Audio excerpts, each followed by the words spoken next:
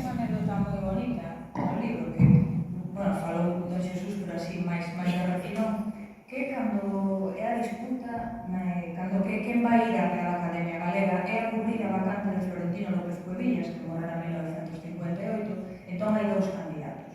Un é Fernández del Riego, que é, digamos, a persoa que está detrás do traballo diario de Galaxia, detrás do traballo deses galeguistas que están intentando levantar o país en tempos moi difíciles, como son os anos 50. E outro candidato, Cunqueiro. Claro, Cunqueiro é un home consagrado nas letras, non solamente nas letras galegas, sino que ninguén cuestionaba, non, a valería literaria de Cunqueiro, mientras que, bueno, Del Riego, de alguma maneira, é un traballador, é unha persoa con moita entrega a causa do galeguismo, pero outro tipo de entrega. A cousa foi que houve unha reunión, creo que na Coruña ou en Santiago, e decidiuse quen era o candidato. Don Ramón veu para aquí, para Ourense, e comentou entre o grupo de Ourense que tiña voto na academia que o candidato era Fernández del Riego.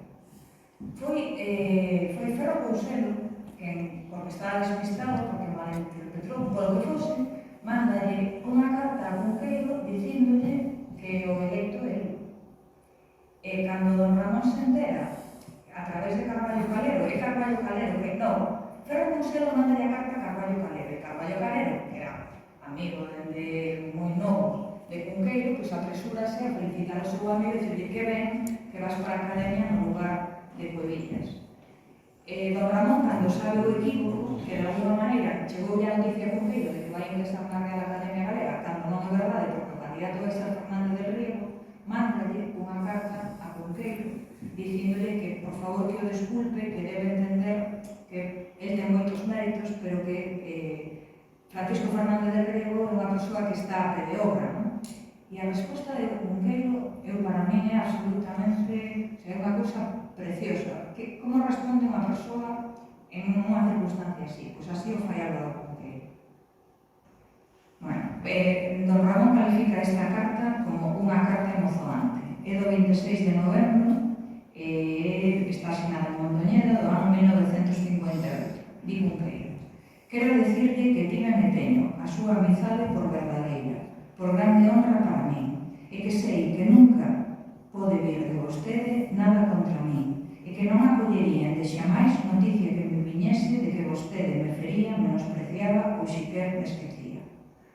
E sempre que se lembre de min, lembrese de un amigo invariable, de alguén que o quer, que lle está moi fondamente agradecido por tanta amistade como sempre lle deu, e que lle manda un moi forte abrazo. Sobre a candidatura de Fernández del Riego, dille: vostede sabe a amistade fraternal que me une con Francisco Fernández del Riego.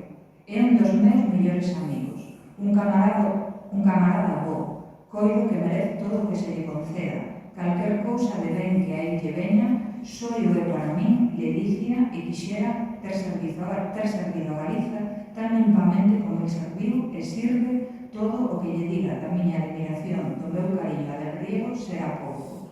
Como puido vostede pensar que o que il vai á academia e eu non, supón que vostede, meu don Ramón, e os amigos seus e meus fagan algo en desprezo de min? Unha maneira de encaixar as cousas absolutamente deliciosa, mostrando a amizade tanto para don Ramón como a del Riego